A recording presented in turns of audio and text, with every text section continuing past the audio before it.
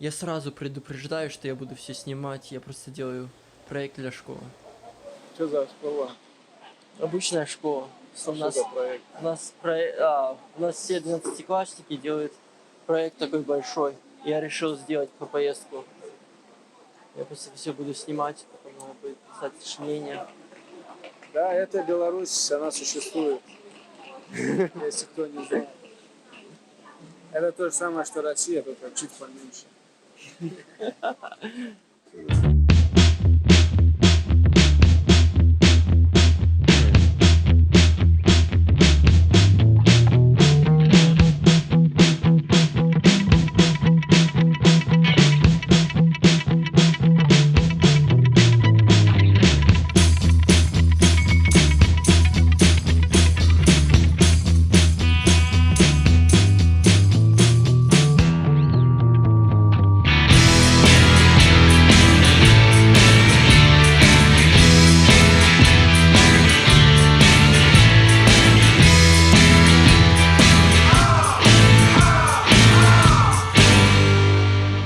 Hi, I'm Michael Zusman, and for anyone who hasn't figured it out from the title, I really love wrestling.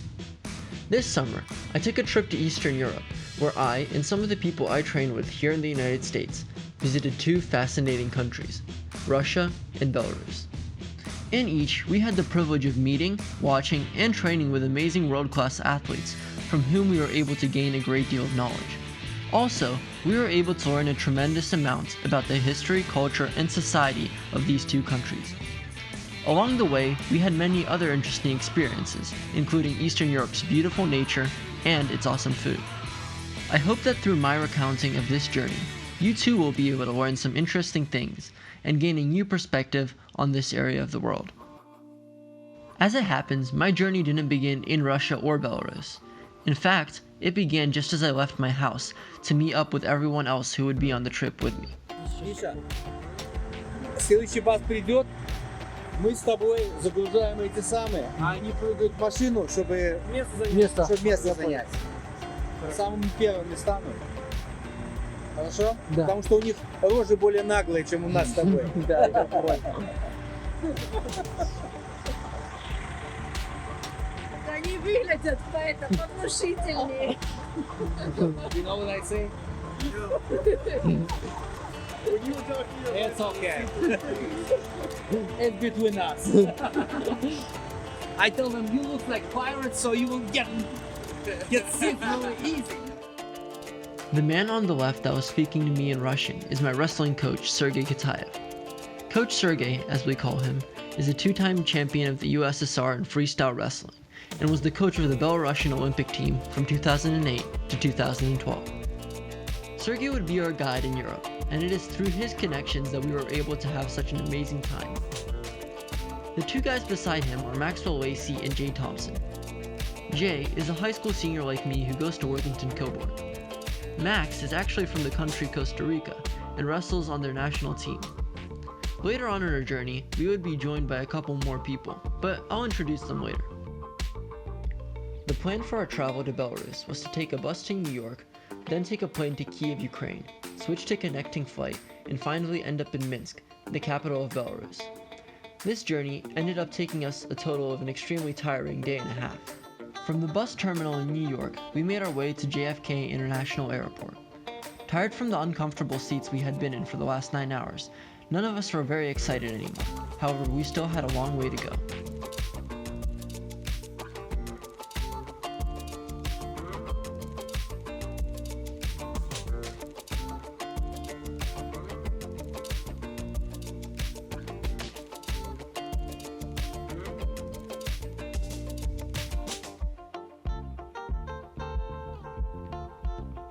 Because of the time difference between Eastern Europe and the United States, when we arrived in Kiev, it was still around the same time as it was in New York, so all of our sleep schedules were thrown off.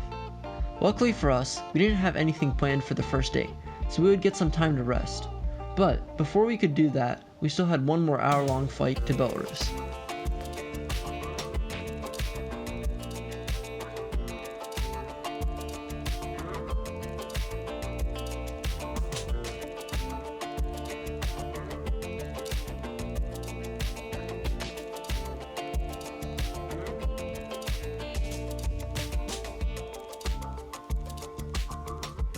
Belarus itself is around 207 square kilometers with 9.5 million residents. To put that into perspective, it has about 2 million less people than Ohio, but is around twice the size.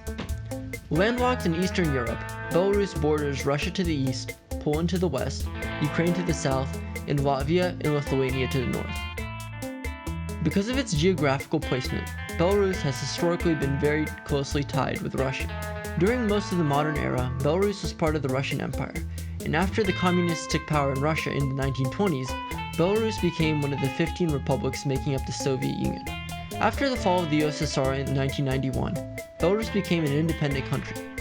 Despite this, over the last couple of decades, Belarus has remained politically, economically, and culturally close to its neighbor Russia, the most powerful country in the region. For example, Russia is Belarus's largest trading partner in terms of both imports and exports. Furthermore, Belarusian, the country's traditional language, is often less spoken in everyday conversation than Russian is. This was fortunate for me because I can speak Russian but not Belarusian. Arriving in Belarus, we were met by several of Sergey's friends who took us to the apartment that we would be staying in. After we reached our apartment, we took a couple of hours to rest, during which I decided to conduct a small tour. So this is the place that we're going to be staying at for the next couple of weeks.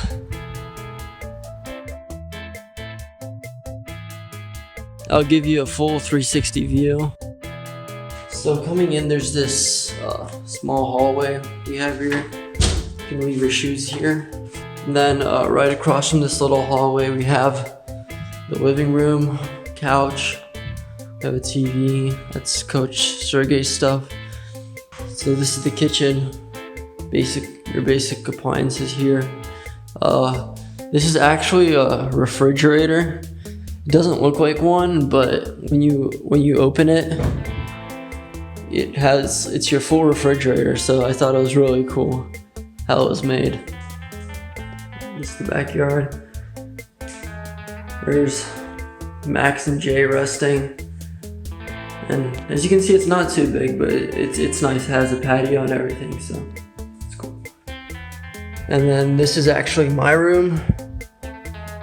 And what's cool about this room that I liked was that there are actually two windows across from each other, and you can actually open them, get some fresh air in. In the afternoon, Sergey's former student Victor took us into Minsk itself since our apartment was outside of the city. It was actually Victor's voice that you heard describing Belarus in the beginning, and we would get to spend time with him training later on as well. After dinner at a local restaurant, Victor drove us to the National Library of Belarus, which had an observation deck on the roof. Completed in 2006, the library stands out as an interesting architectural monument because of its unique geometric structure. The stunning view at the top of the building really impressed us with the city's beauty, and we would get to experience more and more of it as our trip went on.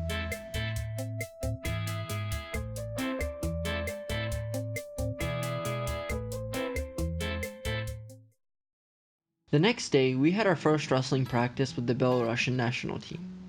At about 9 in the morning, we got in the car and drove to the Staiki Olympic Training Center. The history of this center goes back to 1947, when a small sports camp was set up on the grounds to train Belarusian athletes for a parade in Moscow. As the training camp was a complete success, the government soon began allocating funds to create a permanent base there for athletes to train. By 1973, Staiki was granted the title of an Olympic training facility, and was used practically year-round for athletes competing at an international level to train in. After the fall of the Soviet Union, Staiki continued to be the largest training facility in Belarus. The various sports at Staiki include boxing, fencing, weightlifting, and of course wrestling. When we arrived at Staiki, the wrestlers there were starting their final training session before the European Olympic Games, which were being held in Minsk. By the way, we would get to watch this competition later on in our trip. Along with the Belarusian wrestlers, there were also athletes that would be representing other countries as well. These included wrestlers from Kazakhstan, Serbia, and even San Marino. One of these was the American-born Serbian wrestler Stefan Micic, with whom we got to talk to. Are you wrestling European? Yeah, I beat Serbia. I wrestle for Costa Rica. Do you? Yeah. Really? That's He's sweet. the best wrestler in Costa Rican history. Each of these wrestlers were in the top spots of their respective countries. and everyone in the room was either a national champ or pretty close to it. The coaching staff was even more impressive, as there were multiple Olympic medalists in the room and even more world champions or placers. Initially, I was intimidated by the high level of experience that everyone had compared to me, but all the athletes and coaches were very welcoming. Furthermore, knowing Russian helped me bond and communicate with the wrestlers so that I could learn more from them, and it let me translate for Max and Jay. During our practices, I was astonished by the level of intensity that each of the wrestlers was able to maintain, and by the end of every practice at Steike, I was wholly exhausted. Each of our practices started off with a short warm-up that included running around the mat and various stretches. Then the coaches would pair up the wrestlers going to the European Games with each other so that they would get the best training partner. After that, the alternates and those who were not participating in the games would find their partners to drill with. For the rest of our practice, we would either drill or do live wrestling, depending on what the schedule for that day was. In wrestling, drilling is just the repetition of certain moves or techniques. Live wrestling is the term for actually wrestling as if it were a competition. During these live matches, I found myself getting absolutely demolished by these professionals, whose technique and physical conditioning greatly exceeded my own. I am proud to say, however, that I did manage to score a couple points on some of the wrestlers, which gave me confidence that I wasn't completely a punching bag for them. Because we had 2 practices almost every day at Steike, we spent our days off experiencing the culture of Belarus. One of the most iconic things about Eastern Europe is its saunas, which are called banyas in Russian. Unlike American saunas, which usually reach around 80 degrees Celsius, the Russian banya is about 100 degrees Celsius. Converted to Fahrenheit, that's a 36-degree difference.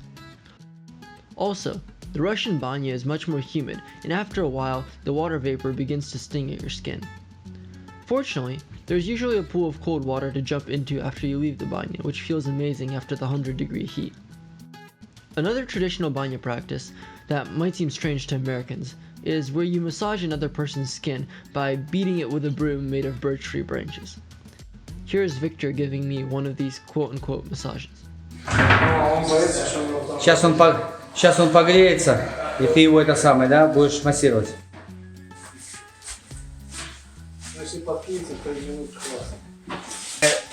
Водичку берем и поддаем.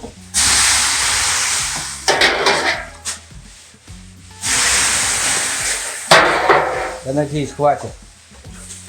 Это техника восстановления спортсменов перед европейскими играми.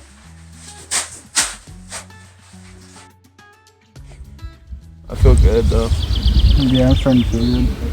Like after that, second one, I got in the cold shower and I was like, okay. Then I went back in, came out, got in that cold shower for a second. All right, I feel solid. Another interesting experience we had was jumping into freezing cold water that was blessed by a church. To do this, we traveled to the city of Logoisk, about half an hour away from Minsk. In Logoisk, there is an underground spring upon which a church was built, which, according to local lore, blessed the waters of the spring. At the place where the spring met the river into which it was flowing, there was a small wooden hut in which you would take off all your clothes and dive naked into the water. In the water, you are supposed to dunk your head in 3 times and draw a cross with your hand in front of you between each time. Although this task seems relatively easy, you have to keep in mind that the water is around 5 degrees Celsius, which is just above freezing.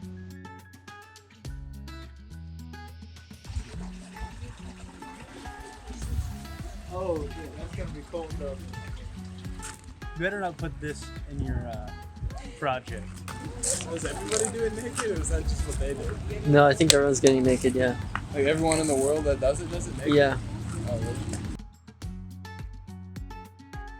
Although Russians, and by extension Belarusians, often get called crazy because of cultural stereotypes, my experience in the sauna in Logoisk made me believe that perhaps there was some basis behind this idea. That was cold. Yeah.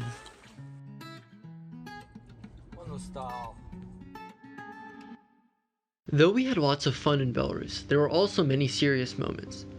During our time there, we had the opportunity to learn about the country's dark history. And one of the most interesting places that we saw relating to this was the Mount of Glory Memorial. Located just outside of Minsk, the Mount of Glory commemorates the sacrifice of millions of people who died defending Belarus from the Nazis. The monument took 3 years to build, and it was officially opened on the 25th anniversary of the liberation of Belarus in 1969. The two spires on the memorial are supposed to represent two raised bayonets, and the faces of soldiers are sculpted on the ring. On the inside of the ring is the phrase "Армии Советской, Армия Освободительница Слава," which translates to "Glory to the Soviet Army, the Army of Liberation." Do you know how people from the United States die from World War II? The like D-Day and stuff. I mean, D-Day, not a lot of people actually die. I know, but I knew that was like taking over no, France. I just, like, some people die, but how many? maybe I don't feel like. I think United States, I think, was like 500,000 in total, I know- against I know- Japan and in Europe too. I know USSR took like the No, I'm not giant. talking Japan. I just Oh, with in Germany. just Germans? I don't know, 20,000 I don't know. maybe, 50,000. No, more than that. Let's just say 50,000 because you said 100,000 total. So. No, I think there was 500,000 total. Can you look at I- the internet? I don't have. I don't have internet either. No, I mean when you get home. Oh yeah. Well, I think about 200,000, plus or minus. Okay, even 2,000. 200,000. Yeah, 200,000. And Russia lost just 20 millions. Just 20 million soldiers, like troops, and 20 million civilians. I also got to talk with Victor about life in Belarus, and he described his experience as a paid member of the national wrestling team. А вот ты как бы борешься, да, за команду национальную, тебе за это платят, да? Ну, как бы Окей. платят, для Беларуси это как бы в целом нормально, хорошая средняя заработная плата. Как бы я среднюю зарплату получаю. Конечно, если есть результат, зарплата намного выше. Там, в 3-4 раза больше получаю. Да, но это если есть результат. Чемпион, да. Не, это если ты, например, призер чемпионата Европы, там, призер чемпионата мира, или там первая восьмерка на Олимпийских играх, это, деньги платят за это. У нас как бы расписано. Наш президент, он расписал, кто за что получает деньги. Как бы спрос есть. У нас каждые там полгода происходит в сборной аттестация. Каждого человека, кто стоит на контракте, контракт это, ты стоишь в сборной, получаешь деньги. Это называется, на контракте. Да. Каждые полгода как бы ты проходишь, нет результата, тебя убирают. Все, и ты уже как бы зарплату не получаешь. У нас сейчас была аттестация, это аттестация здесь называется. Как бы, меня аттестовали, на полгода еще продлили результат, потому что там на турнире, типа, я третьим стал, хороший турнир международный, и за счет этого меня оставили. Так, если бы я, например, третьим не стал на этом турнире, я бы брал. И все как бы. Тренировался бы дальше, и ждал, пока бы поставили. Так. Как бы раньше сравнивать зарплаты и сейчас зарплаты, две разные вещи. Раньше вообще копейки получали. Да. Там, Сейчас у лучше. меня зарплата, может, года 2 назад была, представляешь, где-то $180.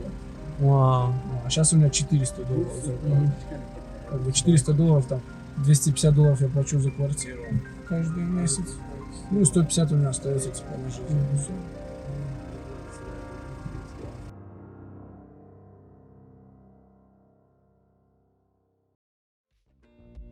After our first week in Belarus, it was time for us to travel to Russia, although we would return to Minsk later to watch the European Games. Before we left, we picked up 2 more of our friends who had flown into Belarus later than we had. What town you come from? Columbus. Columbus. Oh, we're from Warsaw. I want to tell you something. You walk so slow. You saw us coming from over there? Huh? Did you see us coming from over there? Yeah. Oh, no. The first was Coach Brian Church, who along with Sergey is one of the head coaches at my club in the United States. The second was Aaron Morton, who is a senior at Westerville South High School, and along with myself and Jay is one of Coach Sergey's students.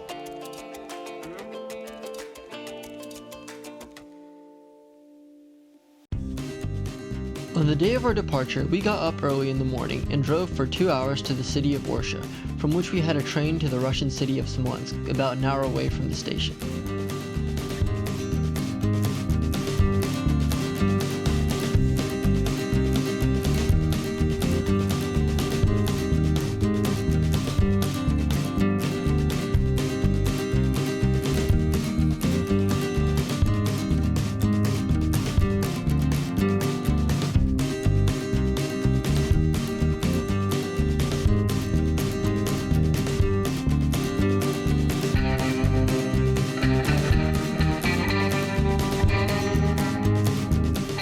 In stark contrast to Belarus, Russia is the largest country in the world in terms of size, taking up 17 million square kilometers, which makes it approximately twice the size of the United States. Russia has a population of 144 million people, 12% of which live in its two largest cities, Moscow and St. Petersburg. On this trip, however, we didn't get to travel to these two major cities. Instead, we visited the city of Smolensk, which only has 300,000 inhabitants. Though we did not get to experience the most popular tourist attractions of Russia in Moscow and St. Petersburg, in Smolensk we were exposed to a much more authentic version of Russia that showed us how people actually live.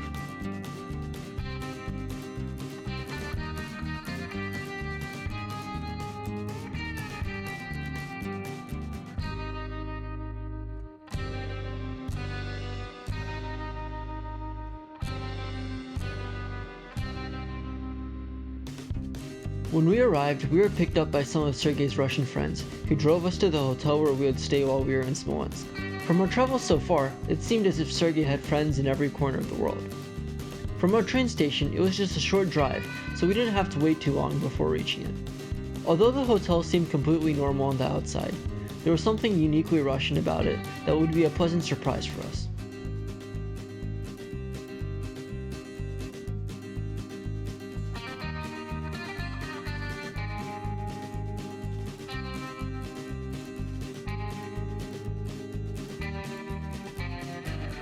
Yes, there was a wrestling room in our hotel. After we had our first wrestling practice in Russia at the hotel, one of Sergei's friends, who by the way was also named Sergei, invited us to go to his house for a cookout. Since Smolensk is a small city and our hotel was on its outskirts, it didn't take long for us to reach his country home. There, we also met another one of Sergei's students, Anton, in the green shirt, and his friend Vlad, in the light pink shirt, who along with Sergei prepared a large meal for us.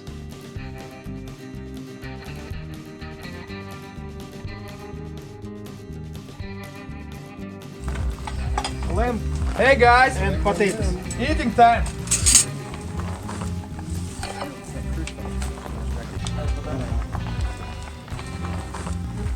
Lamb, lamb, lamb.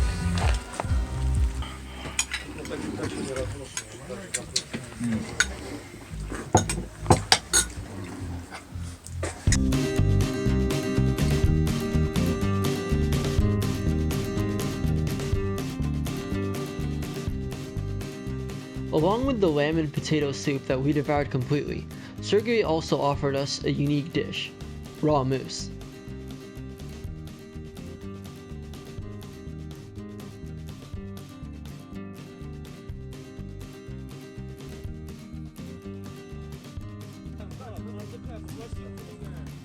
Eating some moose right now. Tastes pretty good actually. Another interesting thing we saw at Sergei's house was his outdoor cellar in which he kept his homemade alcohol and other food products.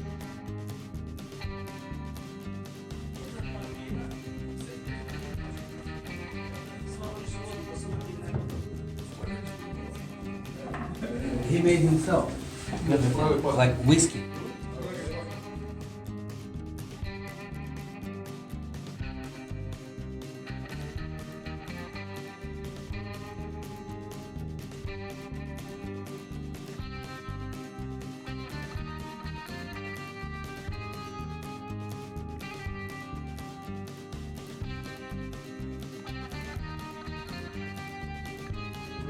It's whiskey? Yeah, you can take. Это вещь очень серьезная, очень конкретная.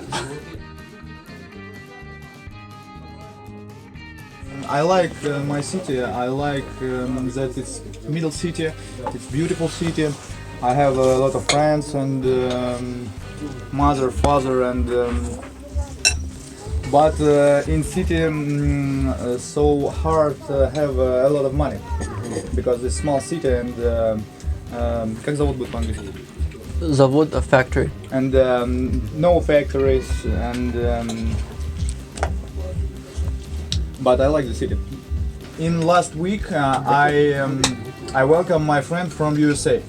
We will go in Moscow in airport and my friend come back from USA. And when he meet me, he told me that in USA everyone take your smile, but in Russia angry everywhere, angry. I wanna feel it.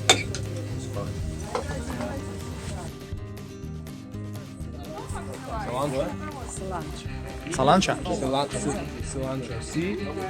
Cilantro. I. L. A. N. It's like a different alphabet. It throws me off. R. Алфавит он говорит другой. Что? Алфавит другой говорит. Russian alphabet. It's different. Yes. You just got like Symbols. symbols. Like How A. many symbols B like B. sounds? C like S. S. Like that sound? S sound. S. Like C. S. You guys got that letters where it's like, I don't know. C? No. No, there's like one where it's like curvy and like, W? no, it's like, It's E. Oh, that shit fucked up. E. Backwards like U looking thing. That ass, they have a 3 too. There's one that looks just like a 3. Z. Three. It's a Z. Что он говорит? Z. Буква Z, как тройка. Yes, Z. Writing in Russian has to take like a lot of time. Like, okay, there's no. А ты английский в школе научился, да? Ну, нет, я в школе плохо знал английский. Я работал в компании Philip Morris. И я хотел там уехать за границу, как бы работать. И вот 2 года там, чуть учил, изучал. Ну, то есть у меня там интермедиат, но Я где-то понял. я Нормально говоришь. не дотягиваю все равно. Спасибо. We also talked with Vlad about the upcoming European Games and about who he thought would do well. 97, yes. Sorry. Alexander Pushtin. I don't know that name. I wrestle with. Oh, yes. I wrestle Yes? with him. He wait, really Sasha's have name is a Alexander? good fight with Side Alive. Yeah. I think that if don't sleep, I think that he trying to win Side Alive. Finally, before we left, our host Sergey had a few wise words to share. 11 тысяч километров, да, ну а что? Ну, в принципе, оно, да, а смотри, как близко. Вот здесь это же близко. Вы боретесь близко, да. Мы сидим сейчас и питаемся близко. Выпиваем тоже близко. Это же моменты нашей жизни. Они же тоже близко, как кадры. А к чему это приведет, правильно? Даже если ни к чему не приведет. Мы уже живем. Понимаешь, вот.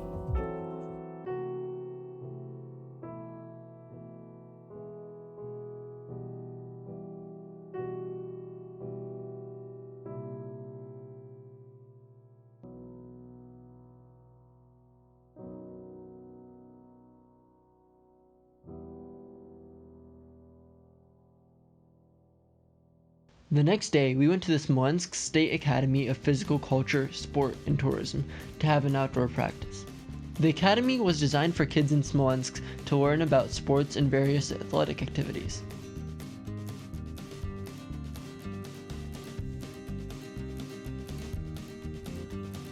During our practice, Anton showed us some of his wrestling techniques that he taught to his wrestlers.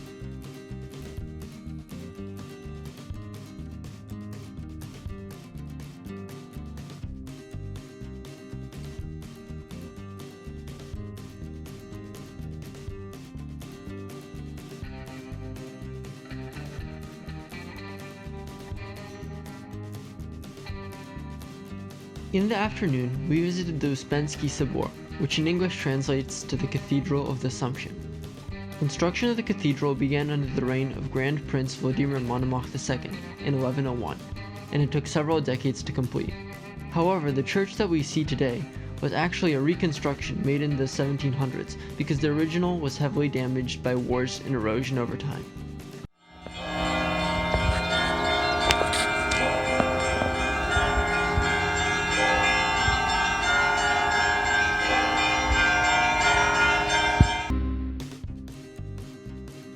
Although the outside of the church was beautiful, the inside of the church was simply stunning. And though I have traveled around the world quite a bit, I have never seen anything quite like it.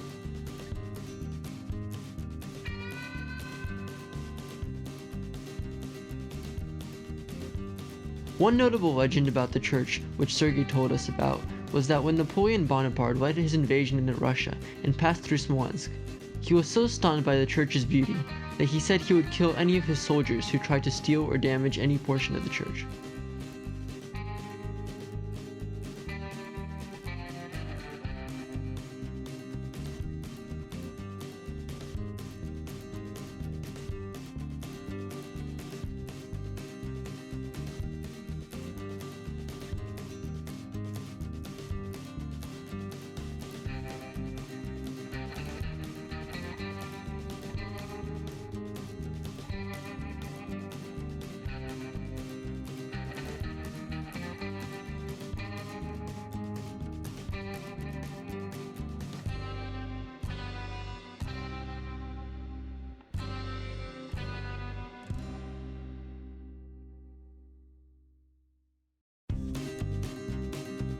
Our third day in Russia was special because we would have a duel meet against some of the local wrestlers from Smolensk.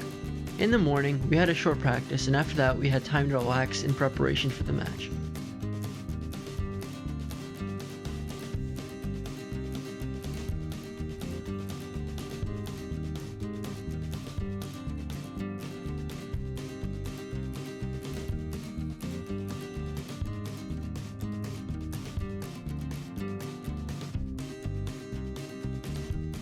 When we arrived at the place where our meet was supposed to be held, we were surprised to find that it was an outdoor venue. Furthermore, the mat was laid out in the middle of a public park, and at least 100 people were gathered around to watch. Because Aaron got a huge blister during one of our practices, he was unable to wrestle, but Max, Jay, and I all got matches. The schedule for the duel meet would be a couple of matches between some of the girl wrestlers of Smolensk, and then we would wrestle their actual team.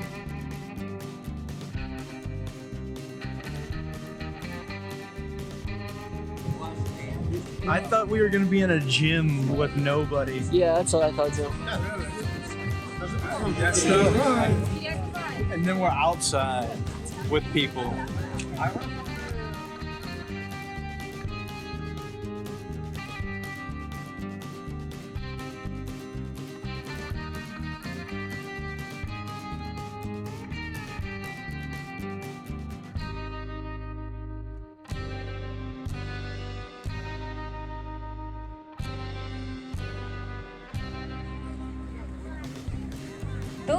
Добрый день, уважаемые смоляне и гости нашего славного древнего города. Сегодня, в этот замечательный солнечный день, на площадке массового поля состоится поистине знаменательное событие. Итак, для того, чтобы у вас уже сложилось впечатление, кто же сегодня будет мериться силами на этом борцовском ковре, я хочу представить вам наши команды.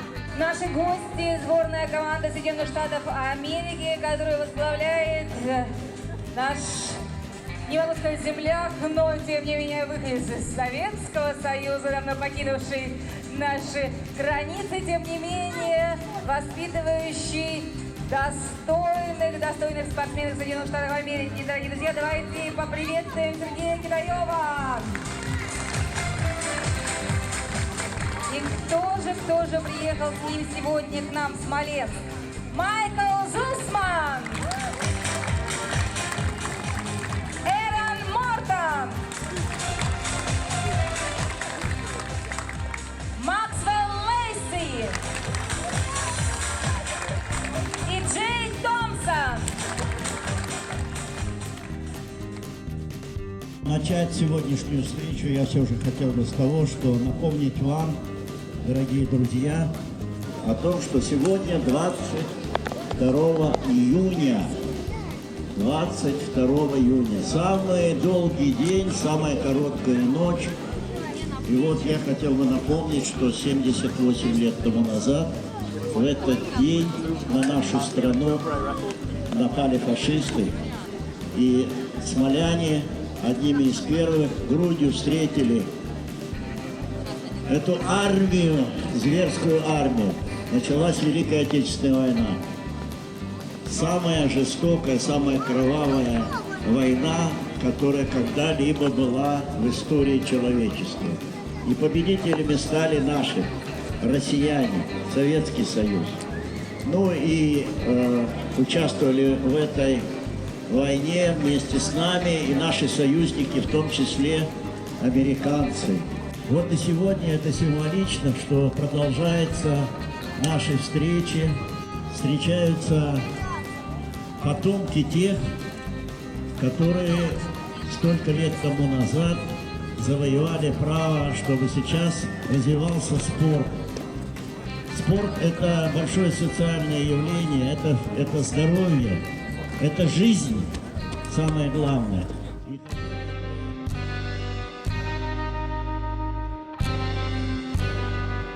I started off my match poorly, and because I was wrestling conservatively, I missed opportunities to score points. My opponent, however, was able to capitalize on my mistakes, and I finished the first round with only 1 point.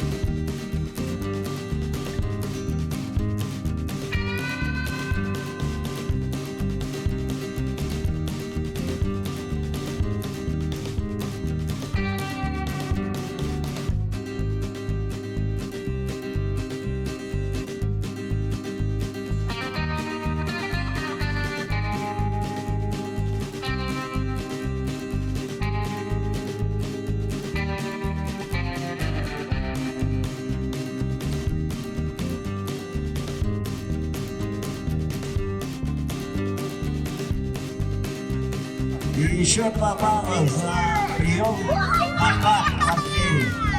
8-0. Критическое положение. И 37 секунд до окончания периода.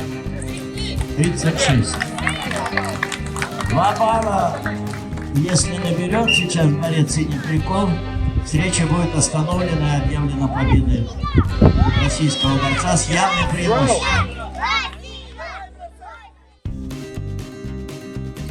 The second round, I decided to wrestle more openly, and though this cost me in some places, I was able to score a sizable amount of points.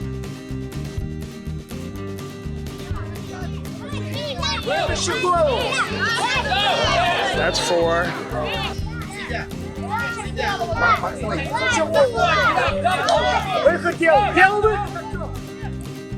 This though was not enough to get me a victory, and I ended up losing the match with a score of 10-16.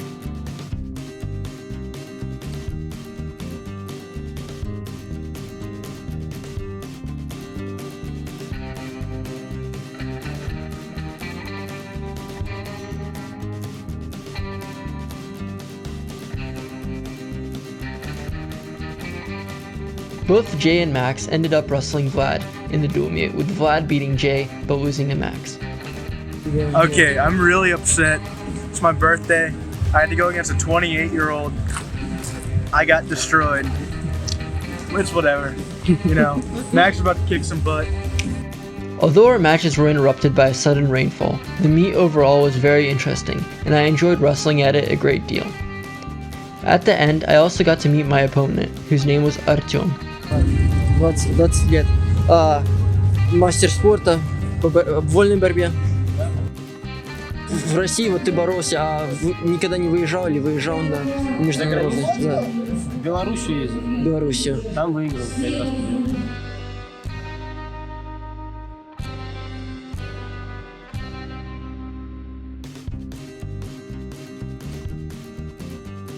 The next day, we got to travel to another country home that belonged to one of Anton's friends. There, Vlad led us on a cross-country nature run, and after that we got to swim in a nearby river, which had tiny fish which would swim up to you and bite your skin.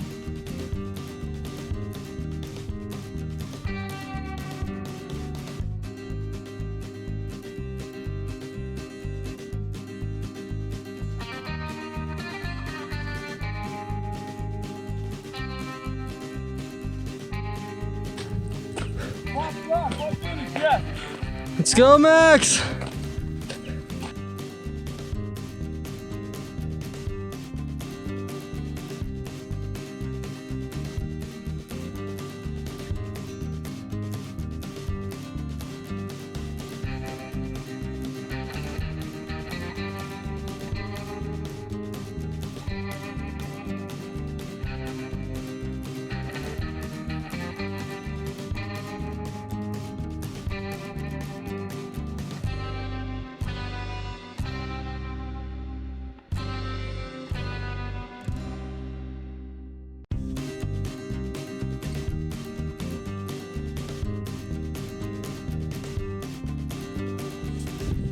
So right now I'm sitting in this pond and there are fish eating my feet.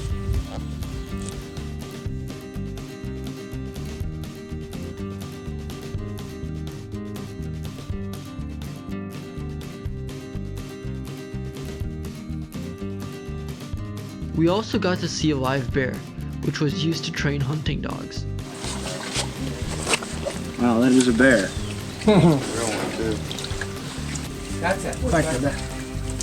So Ricky.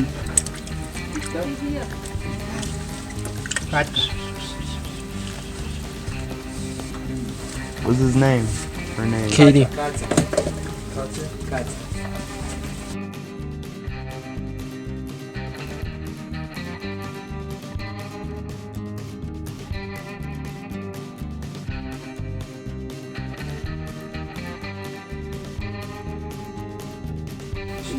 She's just thinking, goodness, look at you. It's great shish kebab. Cooked already. I would buy it like this. Finally, at the end of the day, we got to eat some more moose in the form of soup and burgers.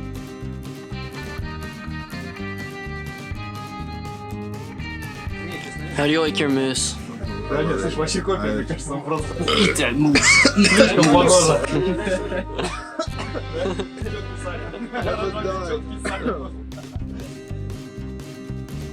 I love me some moose.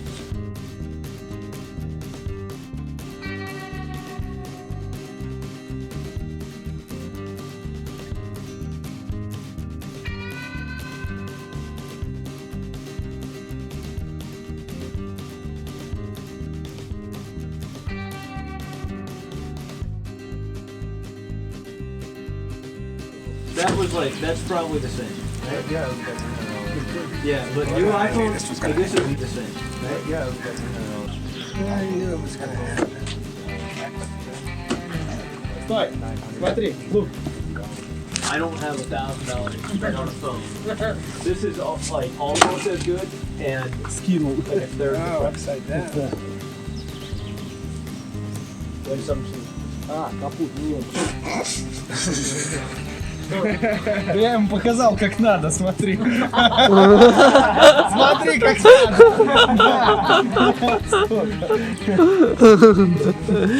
Показал. Don't complain. Я любой топор.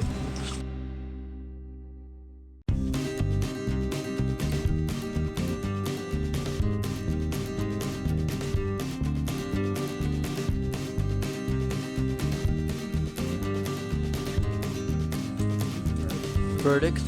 What's up, man? It's pretty good. Oh, yeah.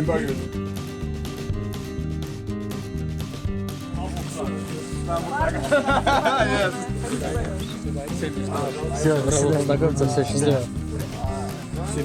Спасибо. Давай, Свет, со мной. Все, давай, до завтра, видимо.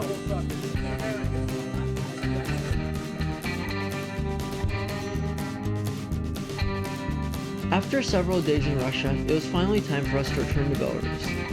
On the morning after our second cookout, we had a morning practice, after which we packed our bags. On the way back to Belarus, we would not be taking the train, and instead we would drive for 5 hours from Smolensk to Minsk.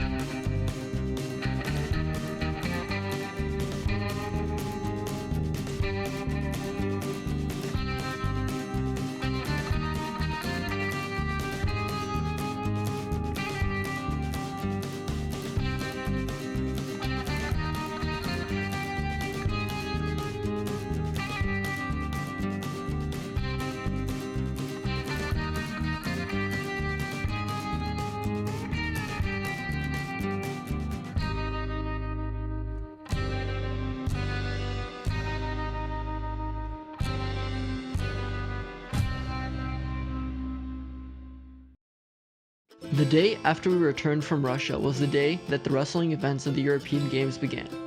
Because of the increased traffic caused by people coming to see the games, we decided to use the Minsk subway to get to the competition. Please mind the closing doors.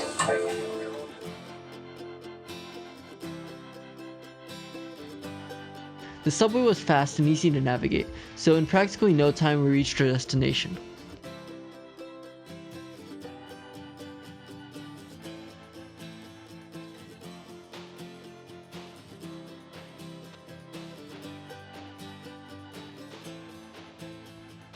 The wrestling events that we were going to watch were being held at a large building called the Palace of Sports on the banks of the Svislach River, which intersects downtown Minsk.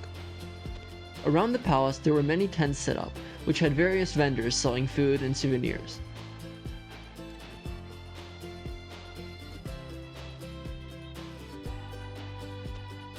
Inside the palace, we got our tickets checked and proceeded to take our seats in the arena.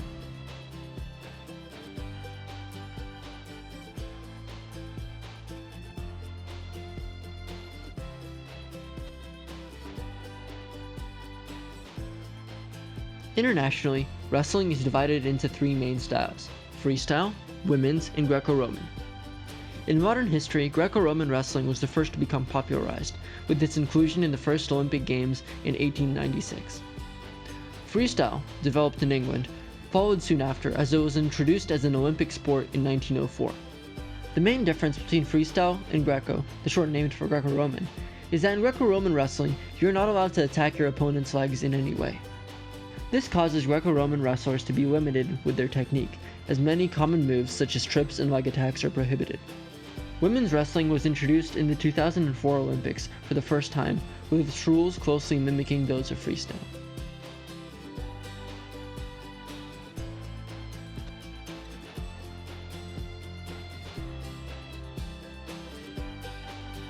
Every day at the games there were 2 sessions for wrestling. Usually, the morning session had qualification and elimination rounds, while the afternoon had semifinals and finals. Although all the athletes were amazing to watch, we were especially excited to see some of the people we had met in Steiky. For example, we got to see Stefan Micic fight his way to silver medal, and by coincidence, we got seats just behind his parents who cheered him on the entire time. Let's go! 40 seconds, Stefan! 40 seconds!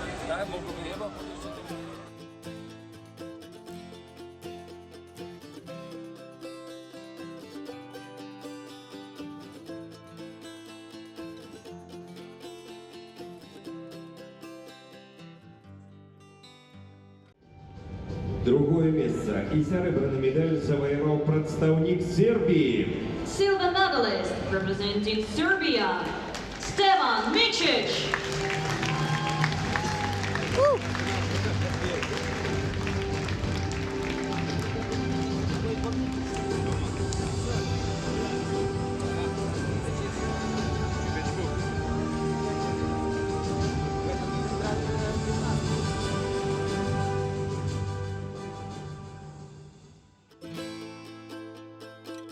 We also got to watch the match Vlad was talking about in Smolensk, Alexander Gushtin versus Abdul Rashid Sadulayev. In Sadulayev's toughest match, Alexander lost to the reigning world champion 6-0, though he managed to win a bronze by the end of the tournament.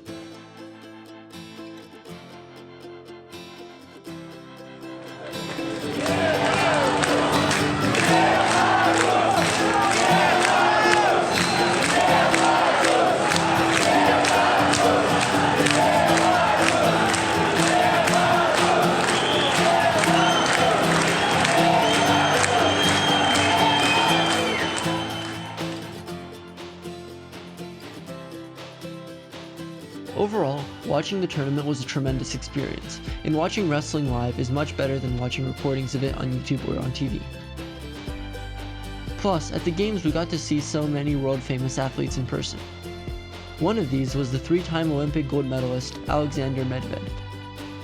Also, I really enjoyed watching the women's wrestling, as the female athletes were surprisingly more active and open to taking risks than the male athletes.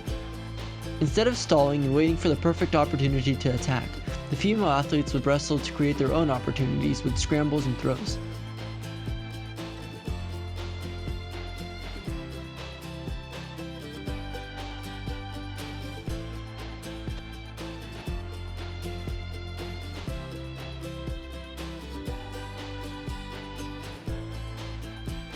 Between the sessions of the tournament each day, we also took time to explore the city. Because of the German occupation in World War II, a lot of the architecture comes from that post-war period in the 1950s. However, there are plenty of new additions to the city's skyline, which makes it look more young and modern.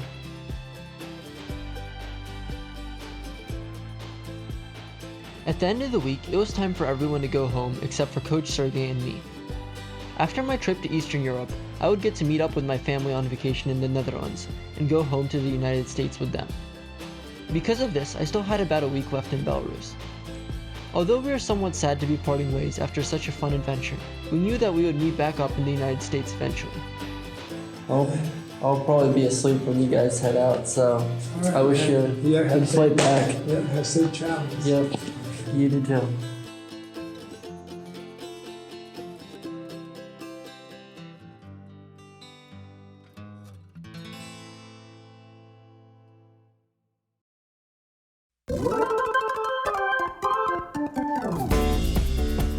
When I woke up the next morning, I was alone in the apartment as Sergey had left to see everyone off. When Sergey got back, we quickly packed our bags and returned the apartment to its owners. Then we drove to another one of Sergey's friends' houses. This friend was also named Sergey, and he had a son named Sergey too. This would be the house we would stay at for the next several days before we left.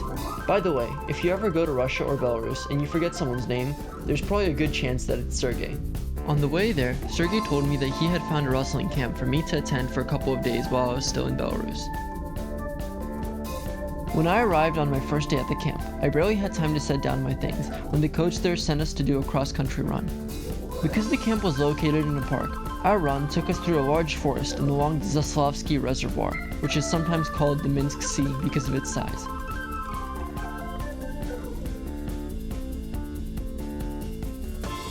So we're doing a 45-minute cross-country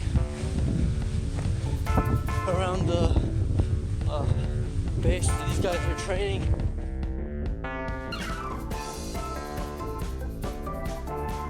After covering 10 kilometers, I got to see the conditions inside the camp itself, which reminded me of the school camping trips that we took in middle school, though I would say that the food at our camps was slightly better.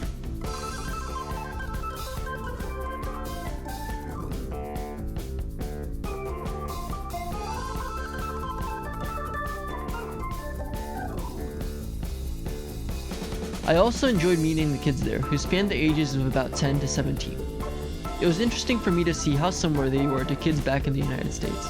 For example, pretty much every spare moment they had was spent on their phones looking at Instagram or watching videos on YouTube. Ты в Инстаграме есть? Есть. Ну потом там. Бутербродик, если ты весь лагерь на такой штуке питался, хватило бы, наверное. Можете все имена сказать, чтобы я потом не... Влад. Виталий. Дима. Ваня. Данила. Влад.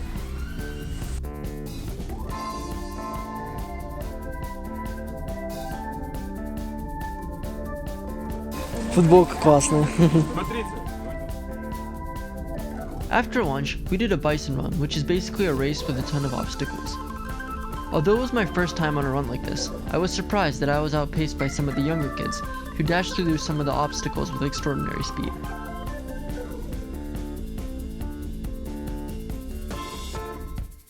Под крышку, под крышку. Ах ты зараза, там мелкий взял.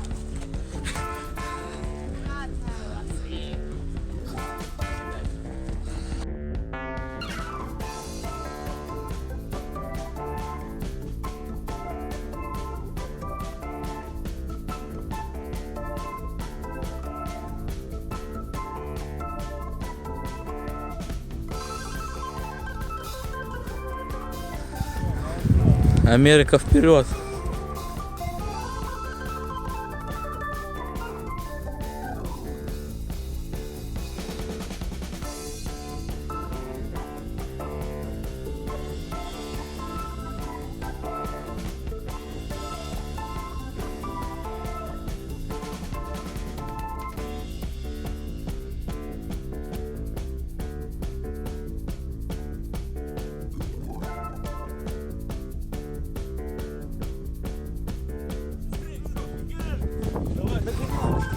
Давай быстрее, сзади догоняй!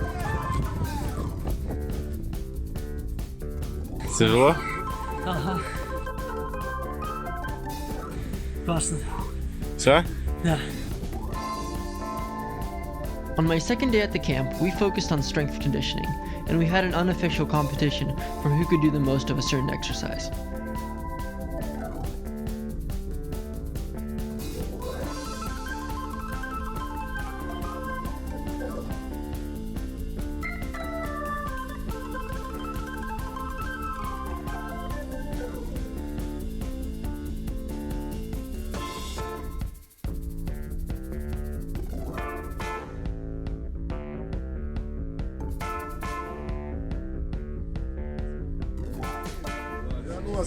Девяносто один, 92, 93, 94. Оп!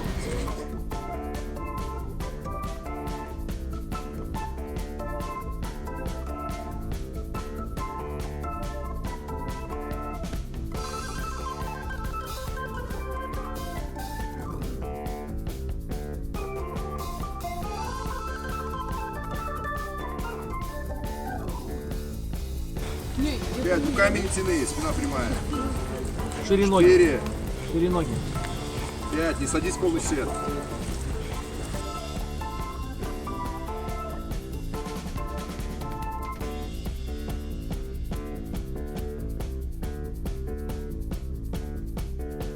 We also did some exercises designed specifically for wrestling. Аж быстрее давай делай. Какой рукой первой ноги касаться надо? Какой рукой первой касаться ноги надо?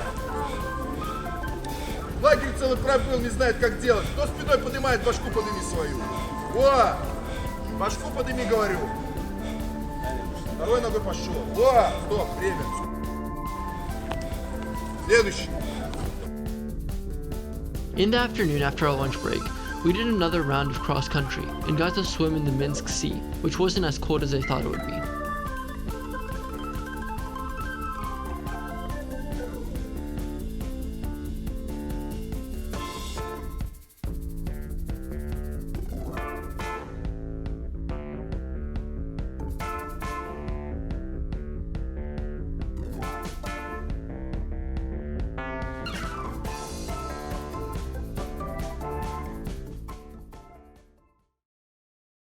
Finally, after nearly a month in Eastern Europe, it was time for me to go.